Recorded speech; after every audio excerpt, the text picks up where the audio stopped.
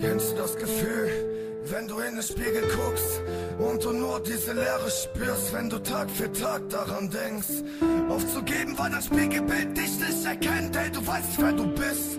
Ey, dich quält diese Sicht in dein inneres Ich und du erkennst dich nicht wieder, weil das Leben, das du lebst, dich nur anwidert. Und ey, du fragst dich, wann nimmt es ein Ende? Wann kann ich leben? Wann kommt die Wende? Doch du willst nicht aufgeben, kämpfst für dein Leben.